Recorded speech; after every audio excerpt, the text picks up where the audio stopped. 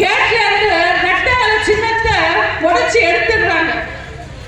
கார்ல யார் போட்டோ வேணும்னாலும் வைக்கலாம், ரெட்டை சின்னத்தை உடைக்கலாம். ஆனா நீ உட்கார்ந்துகிட்டு இருக்கிற காரு, அந்த கேட் இருக்கிற வீடு, நீ போட்டுக்கிட்டு இருக்கிற Dress, நீ சாப்பிடுற சோறு, இந்த அதிமுக போட்டது, எங்க அம்மா போட்டது.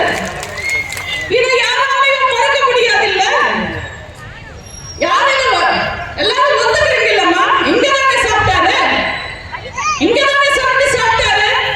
ஒரு நாள் கரவேட்டி கட்டிட்டா என்ன நீங்க திமுக சொந்தாயிடுவீங்களா? எங்க அம்மா போட்ட பிச்சை டீ கடை பன்னீர்செல்வம் ஓபிஎஸ் எப்படியானாரு? உங்களுக்கு அந்த அதிகாரம் யார் கொடுத்தாங்க? எங்க அம்மா கொடுத்தாங்க, இந்த அதிமுக கொடுத்துச்சு. இவ்வளவு அசிங்கமான பொழப்பு பொழைக்கிறதுக்கு பதிலா கை எச்சில் பட்டாலும் பரவாயில்லன்னு நாக்கு புடிக்கிட்டு சாகலாம். ஆனா அவருக்கெல்லாம் உரைக்காது. யாரா அவர் ஓபிஎஸ், only profit sharing, அரசியல் லாபம் தவிர வேற எதையும் யோசிக்காத அழுக்கான அரசியல். இப்போ திமுக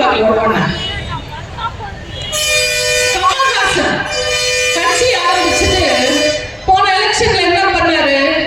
தேர்தல் சமயத்துல கேட் வாசல்லையே உட்கார்ந்தாரு. ஏன்னா கூட்டணி காலில்லை. அதனால பால்காரன் தபால்காரன் வர்றவங்க போறவங்களுக்கு எல்லாம் 2 சீட்டு 5 சீட்டு 10 சீட்டு 20 சீட்டு கொடுத்து கலக்கிக்கிட்டு இருந்தார். அந்த கமல்ஹாசன் கால் வச்ச நேரமோ என்னமோ திமுக ஸ்டாலினுக்கும் அதே கதிதான். இப்போ அறிவாலயத்துக்கு யார் போனாலும் சரி 2 சீட்டு வச்சுக்க, 4 சீட்டு வச்சுக்க, 6 சீட்டு வச்சுக்கான்னு அள்ளி தராரு.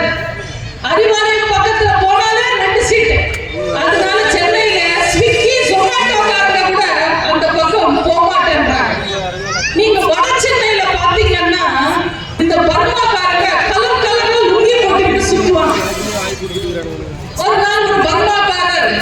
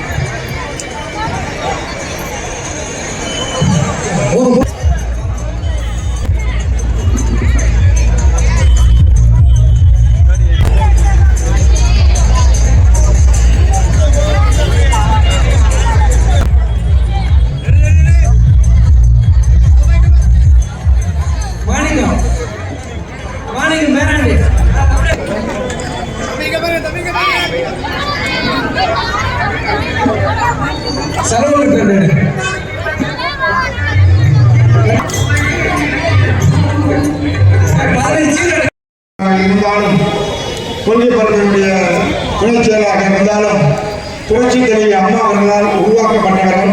புரட்சி தலைவி அம்மா என்கின்ற வகையும் சரி, அதன் பிறகு நம்முடைய இயக்கம் புலவப்பட்ட காலகட்டத்திலும் சரி, ஒரே தலைமை எடப்பாடியார் தலைமை என்று என்று பணியாற்றிக் கொண்டிருக்கின்ற அன்பிற்கும் மரியாதைக்கும் உடைய சதவீதம் அதிகமாயிடுச்சு.